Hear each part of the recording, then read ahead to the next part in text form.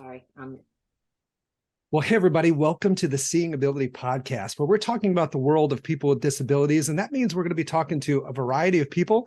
Sometimes it's adults who were that person who grew up with a disability. Sometimes it's their parents, and oftentimes it's folks supporting that community. It might be educators, people in healthcare, or people in the nonprofit community. And I think you're really going to enjoy today's episode because we've got people that represent two of that list that I just rattled off. Now, I know you have a lot of choices when it comes to podcasts. So first of all, thanks for tuning in and listening to us. Now, we're going to get right into the world of disabilities, but I like to do the Fast Four first, and we're blessed to have the folks at Reliable Tech Help underwriting the Fast Four. So for all your tech needs, go call Reliable Tech Help at 502-797-7399. Let's get into it. Question number one for both of you. First of all, Jimmy, Marie, welcome to the podcast. Thank you. Thanks for having us, Jim.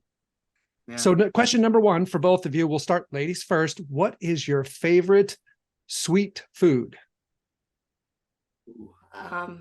Chocolate ganache. Anything. Chocolate ganache. Okay. Jimmy? Reese Cups. Reese Cups. I like it. Now, is that throughout the year or the special holiday versions?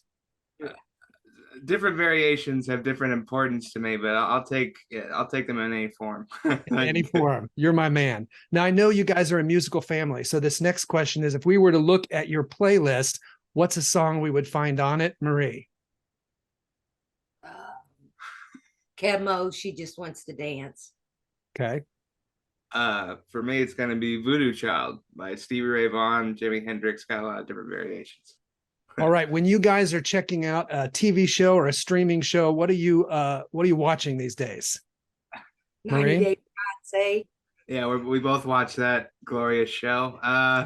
And then I watch reruns of Monday Night Raw, only the finest programming. Yeah, Okay. and you learn about other countries and traditions and things. It's really a learning experience. There you go. Okay.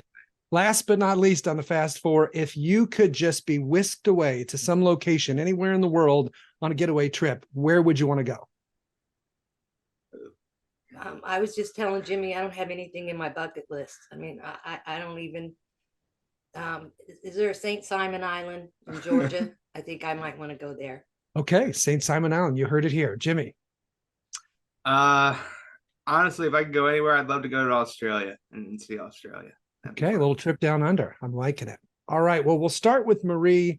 We connected. I know you guys have been on the podcast before with a cameo, surprising Dr. Chuck, but I wanted to really delve into your story because I know you're an author. You had this gut punch, this curveball that life throws us, having a child who's going to face different challenges. And it was a couple of years ago, but take us back to like how that all began, what it was like for you as a mom and for you and your husband to get that news. And then kind of out of that, how did you get to the point where you thought, I'm going to write about this? Well, Jimmy was born 2 months early. I went into labor on Chooch's birthday, which just passed September 22nd. And I just felt funny. We were going to go out to lunch for his birthday, and I felt funny. And we called the doctor, and they said to come in. And he had already dropped to the birth canal. So I was in labor for 9 days in the hospital. They couldn't stop the labor, and he was born early. And we knew that there may be some issues, but we didn't know right away. I mean, you have to wait and see, preemie babies do things slower. He came home on a heart monitor, which was frightening. And I'm mentioning that because I refer back to that throughout his life when I get nervous, well, at least he's not on a heart monitor anymore. Absolutely. He was on a heart monitor for 6 months.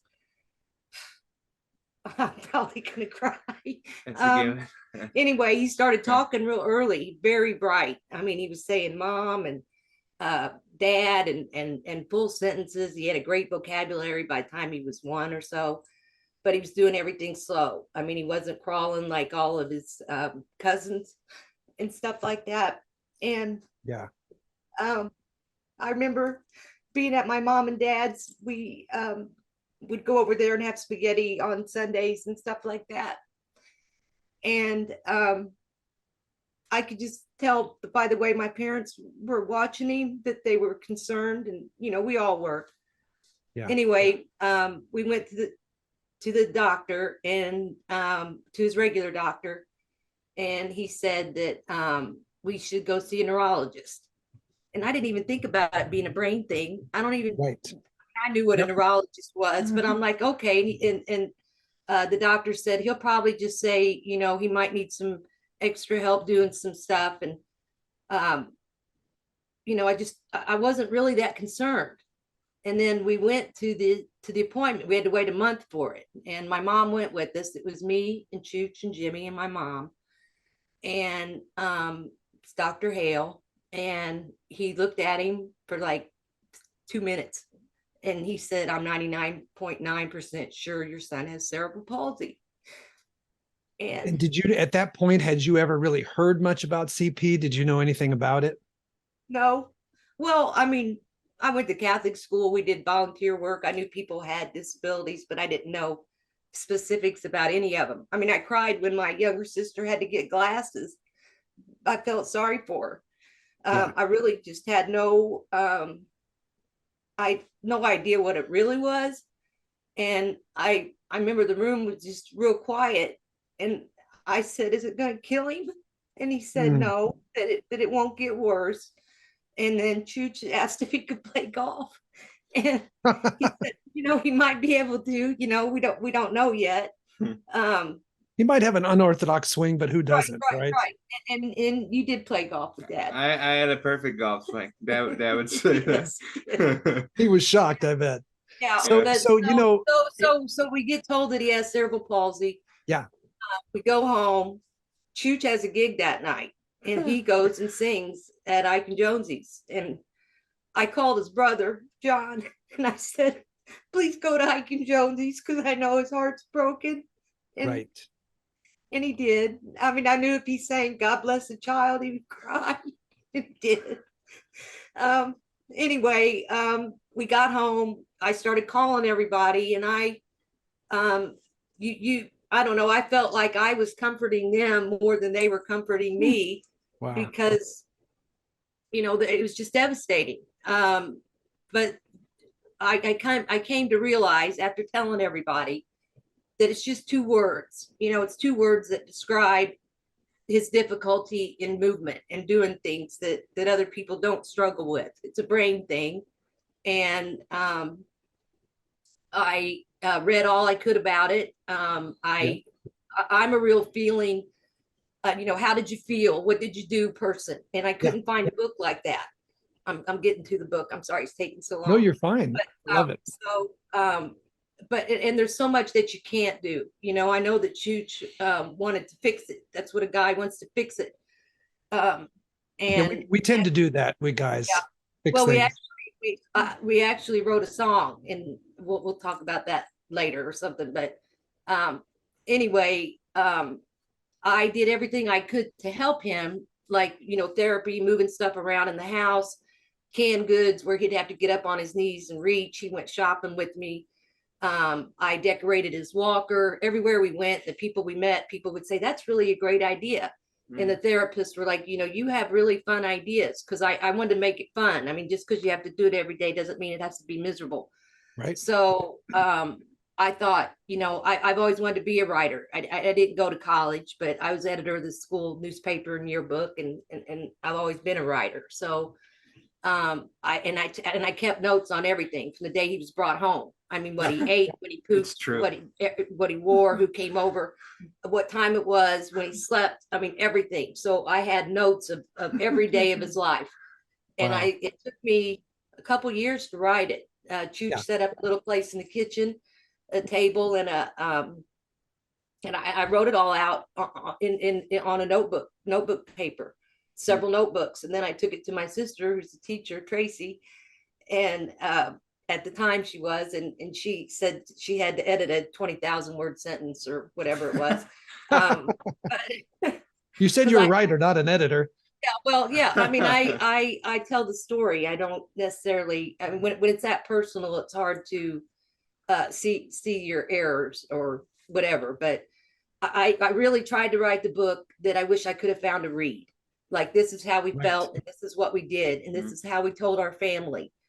And I have to say, I remember with reading your book, there's a lot of that stuff about how you tell people how they're feeling, the emotions. And just hearing you tell the story about how it all began, is a few years ago, right? And you've had a chance to be with it every day, but that emotion is still so real. I mean, you reliving it, and I appreciate you going there, because that's not easy to get all worked up. But I think for all of our listeners who've been part of this path, kind of like people can remember where they were if they're old enough when Kennedy was killed, or in this generation 9/11, folks on this path can remember that time of the diagnosis, the early childhood, the birth, whenever it was, like it was yesterday. Right. Yeah. Right. I mean, you go right back to it, but Can I interject something? yes, please do. I would just like to say this because I don't think people grasp it. I've had a lot of time to reflect in being a self-employed podcast host, but one thing that I thought about that probably impacted my parents, certainly thinking about my future, is the American Disabilities Act, which is something that we hang our hat on for equal rights for us. That wasn't put into law until 1990. So like people with disabilities are just considered a human being by the 1990s. So right. We've learned a lot more about cerebral palsy and the progress of people with disabilities, and what you expect from them, I think, has changed in 20 years. Yeah, and it's amazing to think of how recent a history that is, 1990, in terms of society and what it was like before. So Marie, for you, those early years, that motivation to write a book, what do you think were the biggest things that taught you about yourself, that part of the journey? Well, a big thing was people looking at you. I mean, I can remember going to restaurants or any place where Jimmy was uncomfortable, or he couldn't sit in a chair, or it took us a while to do something, or wearing his leg braces, being okay with people looking at you and not caring really what they think. But also, wanting to go, he's got cerebral palsy, quit looking at him. I mean, you want to protect him, but at the same time, I think, and something I put in the book too was I did learn to accept what somebody can give. I don't know if I'm answering your question. No, but yeah, tell me about that.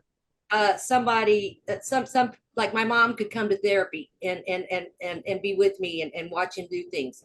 My dad came once and couldn't look at it. It was too much for him. He said, I can't come to therapy. That didn't mean he loved him any less. Just not something he was good at. Right. And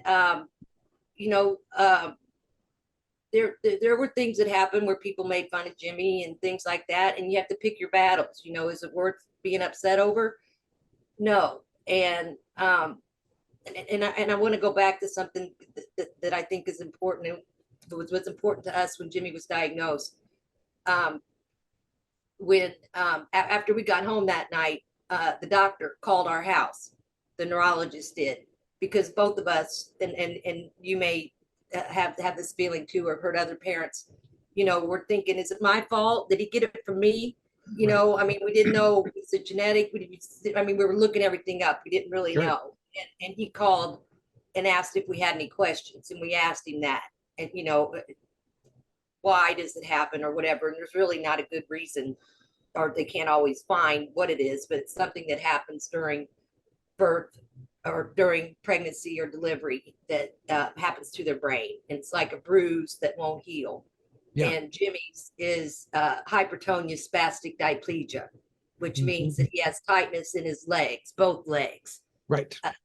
So, I mean, you can have all different diagnoses, but it was important that he called and said, if he knew that we were upset. I don't even remember driving home. I don't even remember pulling in the driveway and carrying Jimmy in the house. And I didn't drive for probably 3 months after his diagnosis because I was in shock. I mean, people like my sisters or somebody came over. I mean, I could function, but I wasn't doing everything. Now, back to what I learned. I learned to trust myself. I learned to speak up to doctors, even though I think they're probably a lot smarter than I am in many ways. They're not with him every day, and they're not the only one. I mean, they've got lots of people they see. I mean, I trust their opinion, but I want them to listen to mine too. And I think that they appreciate it. And something else that I did and do still every time I fill out a form. If there's not a place to say something positive about your child, then I add it in the notes. He's very good at this, or this is what I love, because so many things are negative. And I just think that it's attitude in everything you do. I'm so proud of Jimmy, because he just struts into a room and he's got a real sense of himself. And I want to tell a story about something that happened in school. Oh, I remember, story time. Yeah, well, he was in high school and he came home and he has psoriasis and had some flakes on his shirt from his hair. And he used to only wear white or gray shirts because he didn't want anybody to see it, when he was in high school, and he wore a dark shirt. And he's standing at the lockers and two girls are looking at him, I guess, and said, "Ooh, gross." And Jimmy came home and told me that they said that. And I thought he was going to be upset about it and was trying to think, what am I going to tell him? And I said, "Well, what'd you say?" And he said, "Seriously? I have cerebral palsy. I'm wearing leg braces. I'm using a walker. I have glasses on, and you're going to making fun of my psoriasis. Do it right." There's a lot of material there, Jeff. Yeah. Yeah, that's what a reality check that, the disability part, no big deal. It's just dangerous. Make fun of the right thing. Yeah, exactly. So they said, and then what they say, sorry, and sorry. I haven't talked to them since high school. So, hi, ladies. Hope you're doing well. Now, the good thing, Marie, about a podcast is it's recorded, because people are going to go back and listen to that answer you just gave, because you've got so many nuggets in there. I was taking notes as fast as you were talking about that. And there's such things that you live every day that they seem small to you, but I think they're huge for our listeners. That idea of taking what people can give you, that's a big one. Because I think early in this journey, a lot of parents people in general aren't real good at asking others for help. And there's so many people that want to do something, but you're kind of trying to figure out what that is. So I love that idea of meeting people kind of where they are and finding out what they can give and kind of help letting them support you that way. That was a big one. And then the other thing you hit on for the book I'm working on, I'm doing a lot of interviews in addition to my own story. And the number of times I hear people talk about that, was it my fault? That guilt, that's a big emotion for people, especially, I talked to one person that said it took her till her son was 9 years old, even though she knew logically the condition he had didn't have anything to do with her. She blamed herself until finally she let go of that when he was about 9 years old. So that's a big piece of the journey for a lot of people. And then the other thing you mentioned, there were so many, but I wrote down is you really had a great attitude. You had to kind of adjust and get through that initial part. And then your attitude, your approach to everything, having fun with it, the creativity. Just meeting you, everybody knows you're fun. You can see the smile on your face, and it's just part of your personality. But I think that attitude really probably permeated the journey and probably really helped shape the person that Jimmy became because of that attitude. So a lot wrapped into that answer. Oh, good. Well, something about the that I tell women's groups and things that I'm in online is it is hard to ask for help. It's easy to stand up for your friend and ask for help for them, but it's really hard to ask for yourself. And when you're emotional like that and your emotions are so raw, the slightest kindness makes you cry too. Anybody that's kind to you at all makes you go, "Thank you so much." And you're just all over the place, and that's okay. And if you're going to forgive everybody else, forgive yourself, even if it is your fault and genetically something happened with your child that's, in your family line. This is what it is. Go from here, and make, because it's hard to ask for help. I say, I'm big on taking notes, have a notebook, have a list of things that you would really like help with, help me do my laundry, mop my kitchen floor, let me take a nap, take me out of the house, get me a smoothie. I want fried shrimp. I need my feet massaged. What do you need? What do you want? Go get it. Somebody wants to give it to you. People want to help, but they don't know what to do, or they don't know what to say. And it's okay if they say something wrong. There's certainly the correct or politically correct way to say things where it doesn't hurt somebody's feelings. But the important thing is that you keep talking to them. Don't stop talking to your friends because you don't know what to say. Right. I had one mom tell me once I had to take off my Superwoman cape long enough to admit I needed help. Yes. And I thought that was really, that's a really good way to put it. So I want to segue. So first of all, I'll be remiss. A lot of people are hearing this and they're like, I need to read this book. This sounds like there's so many great books out there on this topic, memoirs, different things. So if people want to find your book, tell us the title of it and where can we find it? The book is My Perfect Son Has Cerebral Palsy. I have a website, mariekennedy.com. Tell them your son your link tree. And then folks, if you want to find my podcast as well as other materials, including Mom's book, one of the first few links right there takes you right to the link to buy the copy. Do it. Buy it right now. And it's available anywhere, books, Amazon, whatever. I self-published through Author House. Yep. Which first books originally. And I'm just going to say I make 5 times the amount of royalties if you buy it through there than if you buy it on Amazon, but I don't really care. And if you want a copy, I mean, it's never been enough to make a difference.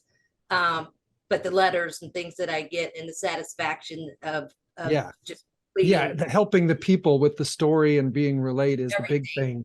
Jimmy, I want to talk about, go ahead. Sorry. I just wanted to say real quick, if anybody wants to read it, send me a message on Facebook and I can send you a free copy in an email and you can read it online.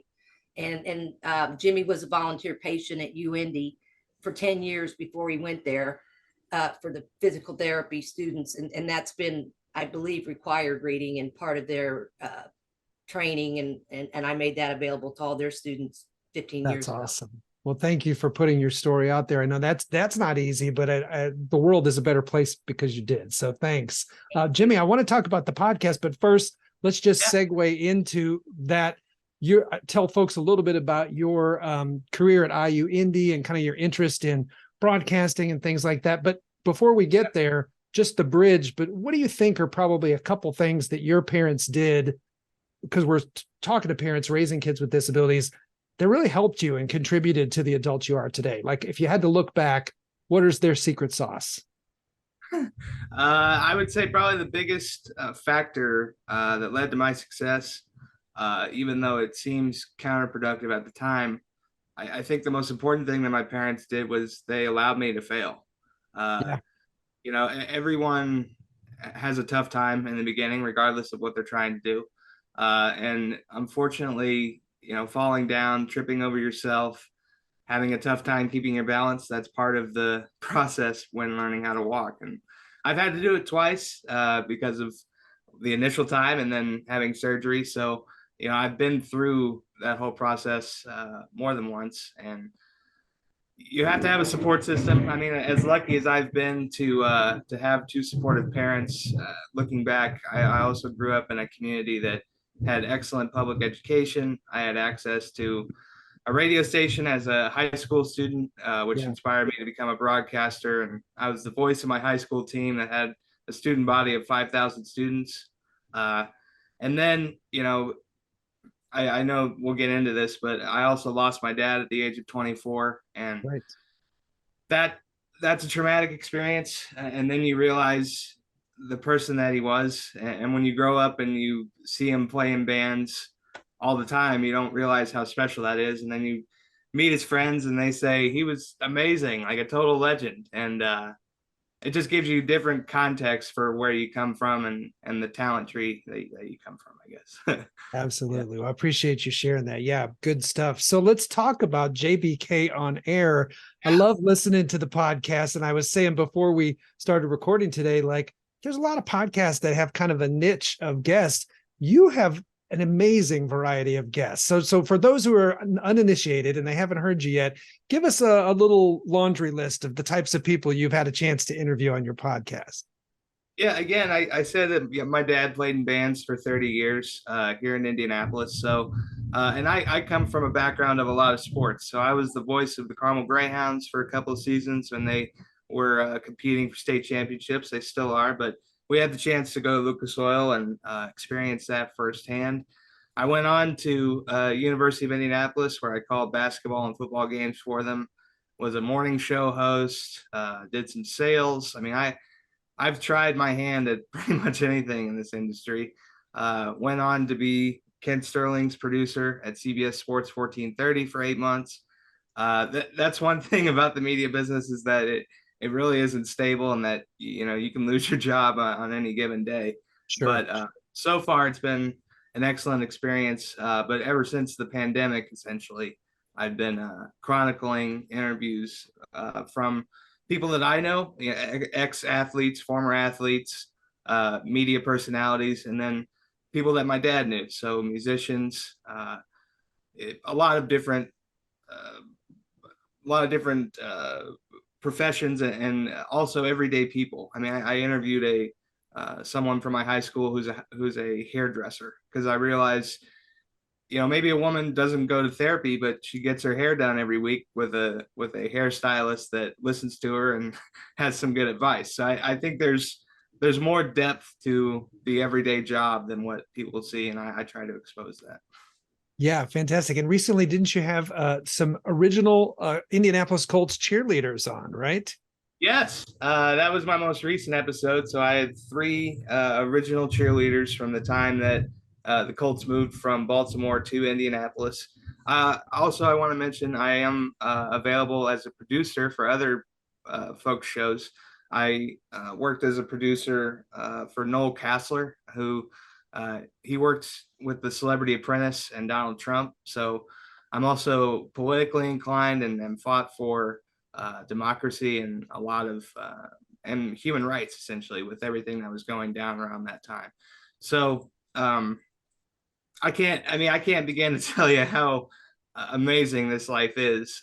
He was at one point the manager for Crosby, Stills and Nash. So if you had told me that I was going to be working with that guy and have 6 degrees of separation from basically any celebrity that you can come up with, I wouldn't have believed you. But that's the wild thing about this life. You never really know what's going to happen.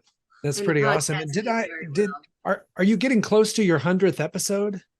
Yes. So perfect segue, Jim. Marie is going to be episode 100. So Oh, there you go. Aha. mom is the syndication number, and I'm prepping hard. This is good preparation. This is a good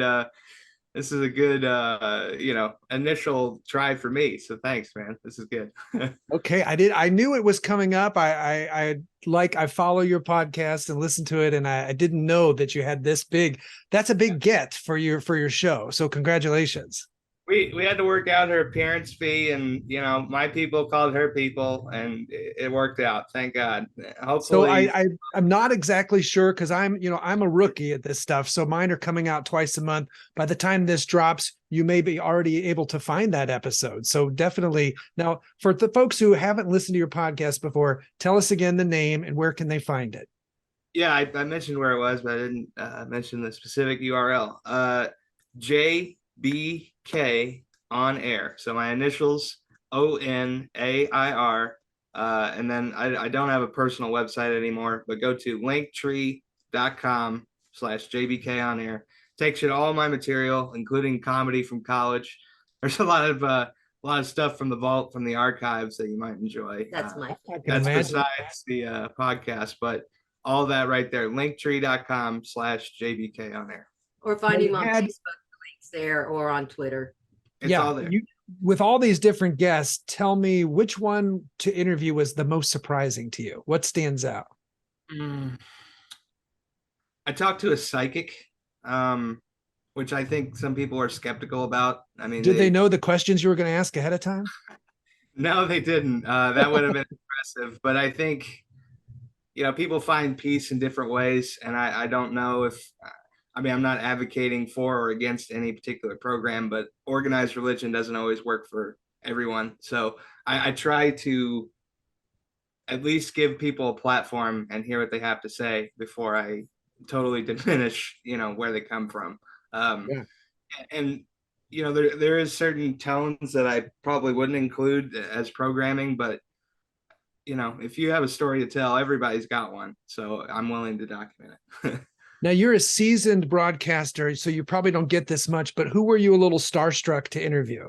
Oh boy. Yeah. I would say probably the media personalities that uh grew up that I grew up knowing, and then they knew me as a child. So Oh, wow. we're talking about like Laura Steele, who's an air personality. Even though she's great and really nice, like Christy I Lee. went to all the Christmas parties with Bob and Tom. Yeah, for those that listen to that morning show, Yeah. Mark Patrick made me particularly nervous just because he's an awesome broadcaster. I have been so fortunate from a mentor standpoint, and have interviewed so many masters of their craft that just by namesake alone, it makes my show better. But I will say, as the show has progressed, it's gotten easier because I have 99 shows now under my belt. So hopefully you hear a difference from episode 1 to now, which is good. Definitely. We'll definitely be checking out JBK On Air. So, guys, to wrap this up, a lot of times I'll kind of ask guests, again, talking about this whole journey, being a person with a disability, being a parent, raising someone with a disability. What do you think, if I ask each of you, we'll go with 2 each. What are the 2 biggest pieces of advice you would give maybe younger parents, newer to this journey, kind of still not knowing what's ahead? We'll start with ladies first. Marie, what are your 2 big pieces of advice? One is to speak up. Don't be afraid to ask questions. You're not dumb or ridiculous. Anything that you have to ask the doctors, ask the therapist, learn as much as you can. And I don't know. How can I can't I think of gotcha. just 2. You do yours, and maybe I'll think Um, of another one. Well, I think what want to emphasize, especially as someone with a disability, is that one one person's story of a disability doesn't cover every situation. Every disability has different complications and folks have different feelings about it. So while I might be positive and inspirational, some folks are just trying to get through this experience and doing the best they can. They don't really want to have that inspirational tone. That's fine because they're simply doing what they have to do in order to get through this experience. And the other thing I would emphasize to parents specifically is that you're nervous no matter what the outcome is when you have a child, but if they have an interest and want to try something, let them try it because until you allow them that space, I don't know if they'll discover it. So Yeah. And I think what you hit on earlier about the idea of, for any parent, it's tough to let your kid venture out and watch them fall, literally or figuratively, and let them fail. But I think sometimes people sort of overprotect and maybe don't give folks with a disability the opportunity to stretch as much. And I think you hit the nail on the head with saying they allowed me to fail, which is pretty awesome. Marie, That's you what look I like was you going had. to add. What you said that just now. What'd you just say? Oh, about being able to let your kids fail, let them try things. Not just fail, but what you said before that. I forgot what it was, but I thought, yeah, that's what I think. all the I say a same. lot. I say a lot of things. We'll have to rewind the tape, Marie. Good stuff. Yeah, yeah. Just that I know, let your child be a child. Oh, Your diagnosis is a diagnosis, but play with them. I mean, don't just think about that all the time. yeah. I mean, you incorporate it in your daily life with therapies or whatever that you need, but that's only part of who they are. That's not who they are. That's not what they And are. if I can add something to that, Sure. thankfully I come from 2 parents who are. I joke that I come from hippies because of how free they felt and how loving they were. Yeah. But if a child with a disability has an imagination, that can help a lot. I mean, when I was a kid, I created different scenarios to feel better about it, and I think that's one thing about this world is that you can create a little world for yourself to make it a little bit easier. I know that that world doesn't go everywhere, but sometimes you can create one to make it better. And he's heard me say the more you do it, the easier it'll get.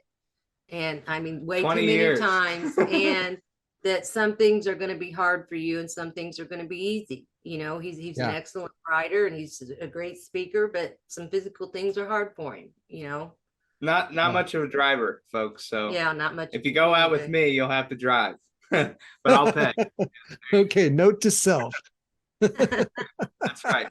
Well, thank you both very much. This has been awesome. I know people are going to want to go out and get the book, and I know they're going to want to start listening on a regular basis to the podcast. I cannot thank you guys enough for coming back on the podcast and being with us. So for the listeners, if you like today's show, and I know with these two you did, we would love to not be a best kept secret. Share this episode with other folks. If you're part of a group of parents that could benefit from hearing guests like this and this whole conversation, we would love you to go to our Facebook page and like it, follow the podcast, and then recommend it and share it with others you know so we can get more people. My goal with this podcast is really threefold. One, every time there's an episode, there's going to be some level of education. You're going to get an idea that you're going to incorporate into your journey. Number two, hopefully you get motivated and inspired with the stories of the people here.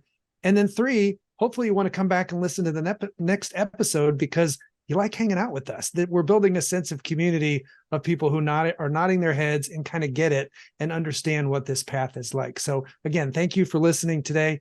Thank you guys for being here. Loved it. Thank you. Awesome. See you, Jim. All right, folks, we'll see you next time.